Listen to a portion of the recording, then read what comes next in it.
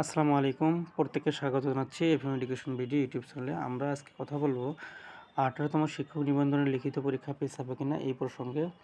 অবশ্যই এই ভিডিওটি পুরো না দেখলে আপনি এই ভিডিওটি কিছুই বুঝবেন না।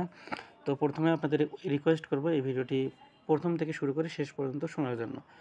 তো প্রথমে আমরা কথা বলে নেব যে ১৮তম শিক্ষক নিবন্ধনের ভেন্যু পরিবর্তনের জন্য যাদের কাছে এসএমএস আসছে তারা আপনারা এডমিট কার্ড পুনরায় ডাউনলোড করে নেবেন ভেন্যু পরিবর্তনের বিষয়টির জন্য। আর আপনাদের কাছে যদি নাও এসে থাকে এসএমএস, তবুও আপনারা একবার রিচেক করে এসএমএস ডাউনলোড করে নেবেন এডমিট কার্ডটি আবারও। তো এই প্রসঙ্গে একটা ভিডিও দেওয়া আছে, আপনি চাইলে ওখান থেকে দেখে নিতে পারেন। সো এটা হচ্ছে ভেন্যু যাদের পরিবর্তন হয়েছে তাদের ক্ষেত্রে। আর আপনার যদি মনে হয় যে আমার কাছে এসএমএস আসেনি, ভেন্যুর পরিবর্তন হবে না, আপনি নাও করতে পারেন। তবে আমি সাজেস্ট করব যেটা, সেটা হচ্ছে যে আপনারা প্রথমেই যেহেতু একবার এডমিট কার্ড ডাউনলোড করেছেন, এসএমএস আসুক বা না আসুক, আপনার উচিত হলো যে এডমিট কার্ডটি আরেকবার পুনরায় ডাউনলোড করে নেওয়া। এরপর দ্বিতীয় যে কথা, সেটা হচ্ছে পরীক্ষা পেছ হবে কিনা।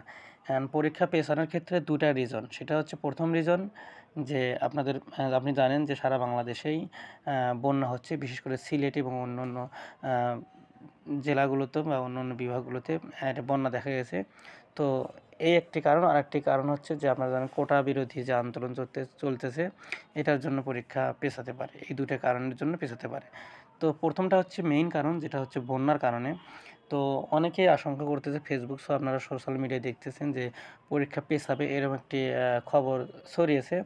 তো এ প্রসঙ্গে আমি আপনাদের এতটুকুই বলব যে যেহেতু এনটিআরসি থেকে কোনো তথ্য এখন পর্যন্ত জানা যায়নি, সুতরাং আপনি যদি পরীক্ষা পেছাবে এই ভেবে প্রিপারেশন নেন, সেক্ষেত্রে আপনার জন্য এটা আত্মঘাতী সিদ্ধান্ত হবে বলে আমি মনে করি।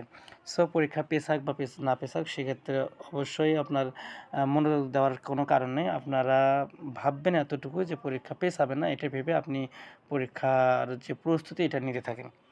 আর এই সঙ্গে একটা তথ্য আমি যতটুকু জানতে পেরেছি, সেই তথ্যটা এখন আপনাদের সঙ্গে শেয়ার করছি। তো এই তথ্যটি একটা বিশ্বাসযোগ্য সোর্স থেকে পাওয়া। এই তথ্যটি আমি আপনাদের সামনে বলছি যে বন্যার কারণে পরীক্ষা পেছানো হবে না, যথাসময়ে এই নিবন্ধনের লিখিত পরীক্ষা অনুষ্ঠিত হবে। নাম অপ্রকাশিত রাখার শর্তে এনটিআরসির এক কর্মকর্তা দ্য রেলি ক্যাম্পাসকে বলেন, সিলেট বিভাগে সিলেট এমসি কলেজ, সিলেট সরকারি কলেজ এবং জালালাবাদ কলেজে ১৮তম শিক্ষক নিবন্ধনের লিখিত পরীক্ষা হবে। এই ভেন্যুগুলোতে বন্যার পানি প্রবেশের সুযোগ নেই, কাজেই পরীক্ষা পেছানোর সুযোগও নেই। তো আপনারা যারা পরীক্ষা পেছানোর কথা বলছেন, আপনারা অনেকেই জানেন যে সবচেয়ে বেশি বন্যা হচ্ছে সিলেটে, এবং সিলেটের যে ৩টি কেন্দ্রের কথা এখানে বলা হয়েছে, এই ভেন্যুগুলোতে বা এই সেন্টারগুলোতে আপনাদের পরীক্ষা হবে যেহেতু, এবং এই ভেন্যুগুলোতে যেহেতু পানি প্রবেশের কোনো সুযোগ নেই, সেক্ষেত্রে পরীক্ষা পেছানোর কোনো সুযোগ নেই। তারপরও আরও একটা তথ্য থেকে আমি যতটুকু জানতে পেরেছি, সেটা হচ্ছে যে কাল অথবা আগামী পরশু এর মধ্যে এনটিআরসি সভা করে বা মিটিং করে আপনাদের এটা নোটিশের মাধ্যমে যেভাবে হোক তারা জানিয়ে দেবে। তবে আমি মনে করছি যে আপনারা যারা প্রিপারেশন নিচ্ছেন ১৮তম নিবন্ধনের লিখিত পরীক্ষার জন্য, আপনারা অবশ্যই ভাববেন যে পরীক্ষা ১২ তারিখ এবং ১৩ তারিখে অনুষ্ঠিত হবে, এটা ভেবে আপনারা প্রিপারেশন নেন। সো অবশ্যই আর যদি কোনো তথ্য আমি আপনাদের পাই, অবশ্যই সেটা আপনাদের জানিয়ে দেওয়ার চেষ্টা করব। এতটুকুই। তো আপনারা পরীক্ষা পেছানোর পক্ষে নাকি পরীক্ষা চান, এটা লিখে অবশ্যই আপনারা কমেন্ট করতে পারেন।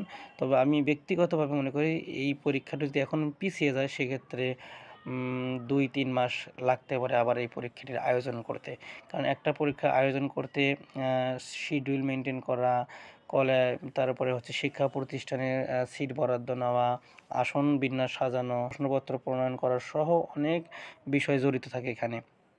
সে তো এইজন্য আমি মনে করি যদি পরীক্ষাটি কোনোভাবে পিছিয়ে যায়, সেক্ষেত্রে অবশ্যই আপনারা ২-৩ মাস পরে এই পরীক্ষাটি আবার অনুষ্ঠিত হবে।